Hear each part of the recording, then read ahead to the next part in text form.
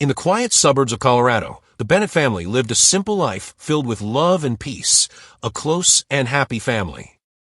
But on a cold winter night in January 1984, that happiness turned into a terrifying nightmare. Something happened that changed everything forever. A tragedy that shook the state and became a mystery that took more than 3 decades to solve.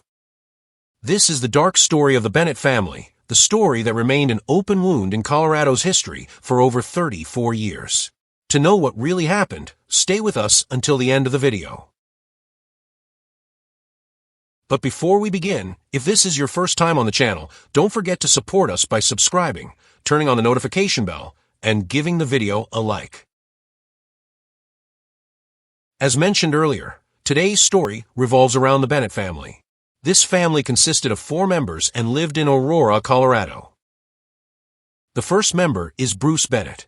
He was 27 years old at the time. Bruce worked in his family's furniture store and had previously served in the U.S. Air Force. In addition, he was enrolled in a local college to train as an air traffic controller, hoping to get a job at a nearby airport. The second member is Deborah Bennett, Bruce's wife and mother of their 2 daughters. She was 26 years old at the time. Deborah helped her husband at the furniture store.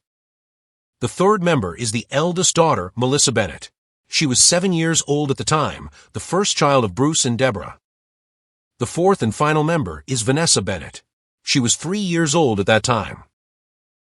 According to relatives, the Bennett family led a very peaceful life. Bruce's mother mentioned that they worked hard and stayed at home in the evenings. Moreover, the family was close-knit and loved each other. On the other hand, according to the same sources, the Bennett family had no conflicts with their neighbors and no legal issues. The Bennett family hosted a small gathering at their home on the evening of Sunday, January 15, 1984, attended by their relatives, including Bruce's parents and siblings. The party went on until 9 p.m. when Bruce's parents and siblings left the house. The next morning, January 16, 1984, Bruce and his wife did not go to work, which was unusual. Concerned, Bruce's mother, Constance Bennett, called them to find out why they were absent and to check on them. She received no answer and tried calling repeatedly, but no one responded. Worried, Constance decided to go to her son Bruce's house to see what was happening and check on the family. Upon arrival, she noticed several alarming signs. First, the garage door was still open. Second, Deborah's bag was scattered in the front yard, covered with snow. Third, the house was eerily quiet. Fourth, most shocking of all, she saw Bruce's body at the bottom of the stairs, covered in blood. In complete shock, Constance called out for Deborah and the girls but received no response. In a state of hysteria, she ran to a neighbor's house for help, and 911 was called. Police and paramedics arrived at the Bennett family home around 10:30 a.m. following the emergency call. They immediately began inspecting the scene. What they found was shocking. It was clear that the Bennett family had suffered a brutal attack. The person or people who broke into the house left no one unharmed. Both parents, Bruce and Deborah, were found dead, as was the eldest daughter, Melissa, all showing signs of severe head trauma. Vanessa had also been attacked but survived in critical condition and was rushed to the hospital in a coma. At the same time, Aurora police officers began collecting evidence from the crime scene to help identify the perpetrator. Among the findings were a knife found near Deborah's body, bloody marks suggesting the attacker used a hammer, confirmed by the nature of the injuries, though the hammer itself was missing. Bloodied footprints leading toward the door, which did not belong to any family member, indicating the killer's presence. A butcher knife outside the house, matching knives found in the family's kitchen. Police also found blood samples on a rug inside the house. The location, density, and pattern of the blood drew investigators' attention, as it could reveal the movements of the victims and the killer, providing insight into the crime. Deborah's scattered bag initially led authorities to suspect a robbery, but this theory was dismissed after confirming that nothing was missing from the home. Additionally, there were no signs of forced entry. Officers concluded that the attacker had entered through the garage door, which had been left open. As mentioned earlier, the police ruled out the robbery theory after confirming that nothing was missing from the house. As the investigation progressed and a series of crimes in Aurora and Lakewood in the preceding days were reviewed, the strongest assumption became that of a serial killer. This attack was not an isolated event, but part of a series of brutal crimes. This conclusion came after officers noticed striking similarities between this crime and the other attacks. These similarities included: 1. The use of sharp or heavy tools, particularly a hammer. 2. The choice of victims, mostly families attacked in their homes at night. 3. The method of attack, characterized by extreme violence and a focus on killing or fatally wounding all individuals present. The suspected killer, dubbed by the police as the Hammer Killer, had committed similar crimes. On January 4, 1984, he attacked a man and his wife in Aurora at their home. The assault was sudden and occurred at night, and police confirmed the use of a hammer. Additionally, on January 11, 1984, the same individual was believed to have killed a 50-year-old woman named Patricia Smith in a similar attack. She was assaulted in her home with heavy blows to the head using a hammer found at the scene. The strong similarities between these crimes led police to believe they were committed by the same person. Aurora police also enlisted the help of FBI experts to create a criminal profile of the killer. Based on the analysis of the murder methods, post-crime behavior, and victim selection, the perpetrator was described as a man in his 20s, physically strong, impulsive, with random aggressive tendencies, and possibly a history of violent assaults and burglaries. As mentioned earlier, the police collected a number of important pieces of evidence and samples from the crime scene, but at the time, none of this evidence could be used immediately. The limited DNA analysis technology in 1984 made it difficult to examine the available samples. Therefore, all evidence was preserved and stored in the hope that it would be useful in the future. Under these circumstances, the case was difficult to solve, and identifying the killer was not within immediate reach. Nevertheless, law enforcement continued their efforts. Investigators also tried to make use of fingerprints found in the Bennett home. They conducted a thorough examination, but no match was found with any known individuals, which was very frustrating. The lack of fingerprint matches or sufficient evidence, along with the inability to link any evidence to a suspect, caused the case to go cold for several years, leaving investigators frustrated. Despite all this, and even with the investigation stalled, detectives preserved the biological evidence and continued to monitor advances in DNA technology, hoping it could one day help solve the case. Alongside the police investigation and efforts to catch the killer, the Bennett family's relatives faced extremely difficult times. The crime was shocking for everyone. Vanessa, the only survivor of the Bennett family, was rushed to the hospital in critical condition and placed in intensive care due to severe injuries. She emerged from a coma that lasted weeks and began a long road to recovery. Vanessa also faced psychological struggles in the years following the crime. The trauma caused her significant emotional pain, which lasted for a long time, but eventually she managed to overcome her challenges and return to a normal life.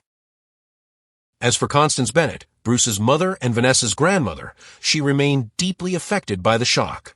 Being the first to discover the crime, the horrifying scenes stayed with her for a long time. Despite this, she became a strong voice demanding justice, aiming to restore a sense of safety in the community.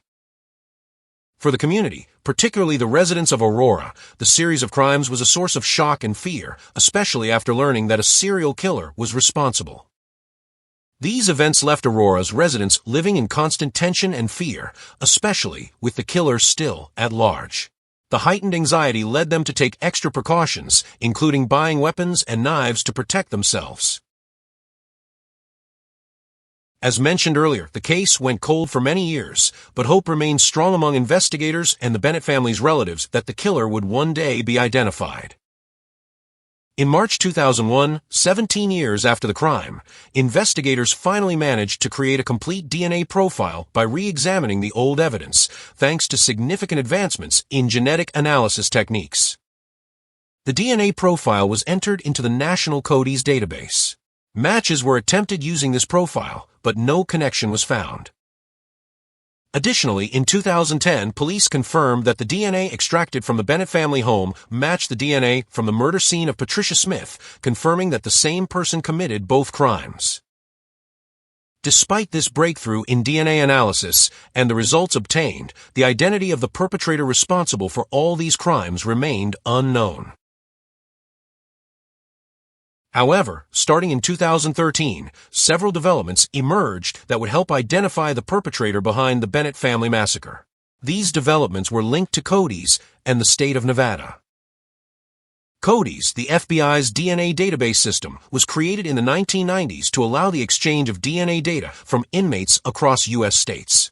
However, participation in the system was not mandatory.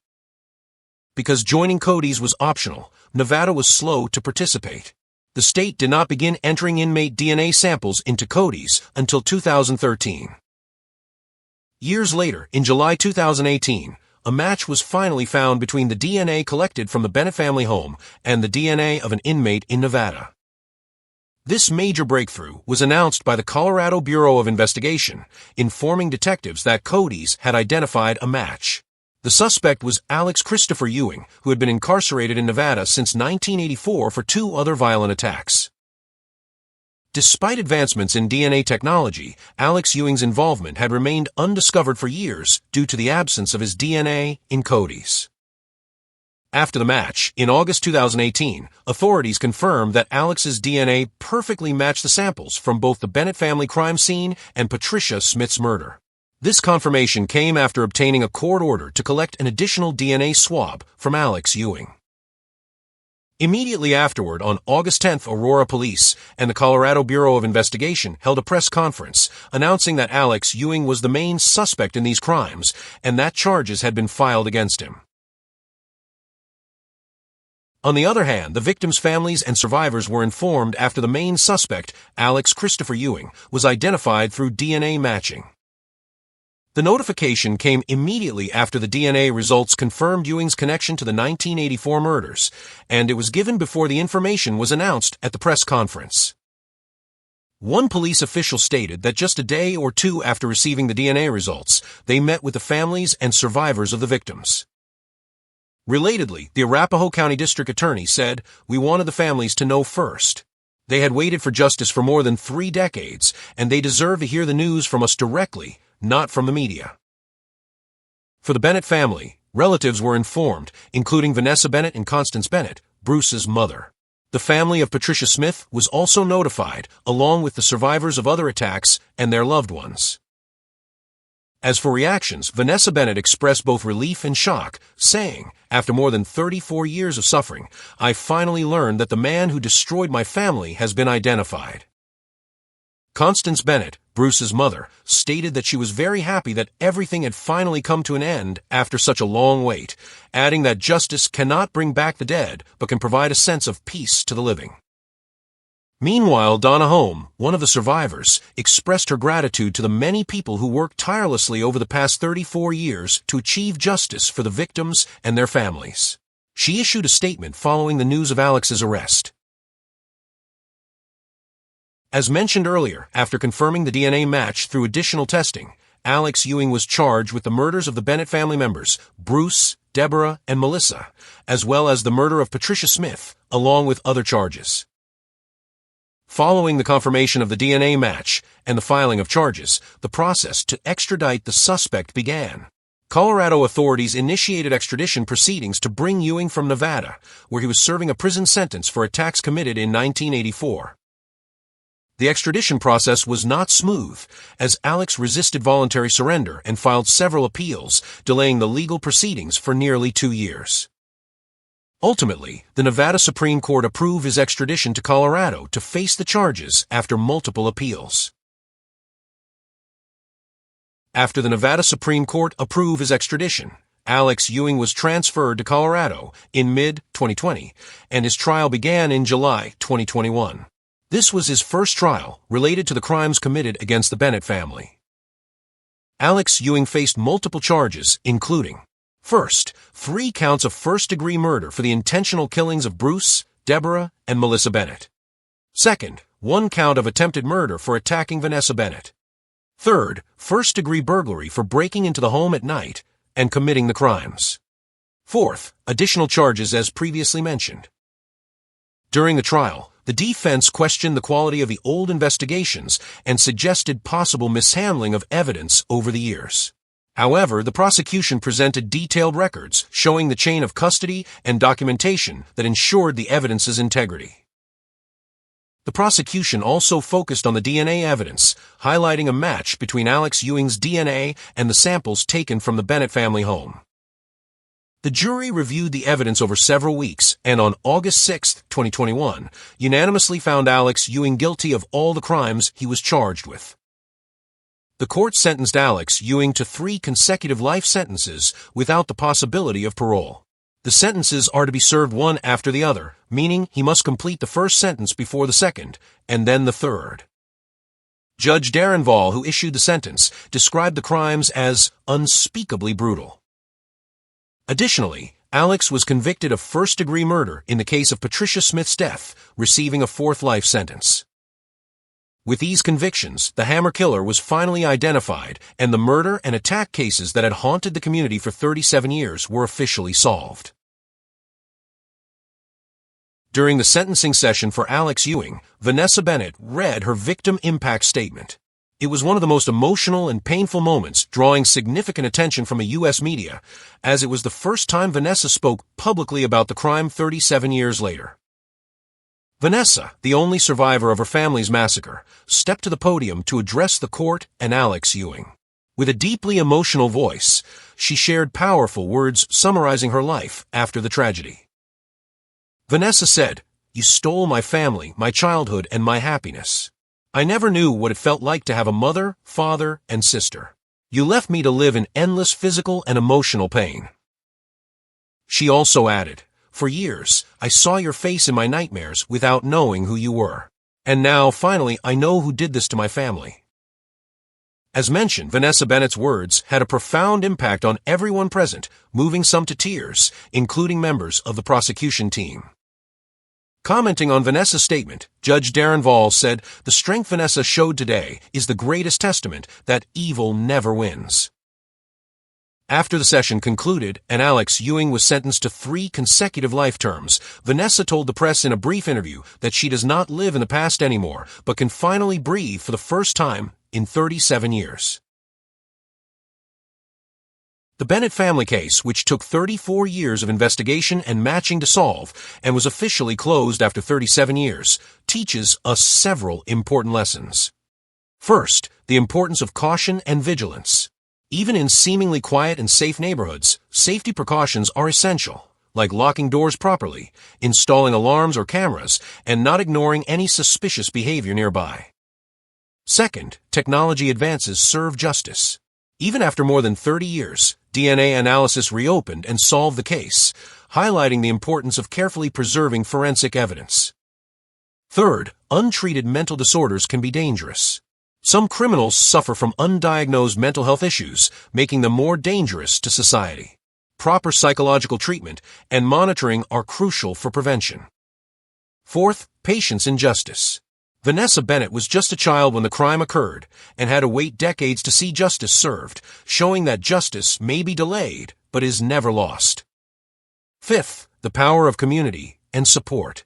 Despite the trauma, Vanessa supported awareness campaigns against domestic violence and praised the efforts of law enforcement, reminding us that cooperation between victims, the community, and authorities is vital for achieving justice. Finally, don't forget to support us by subscribing to the channel and liking the video.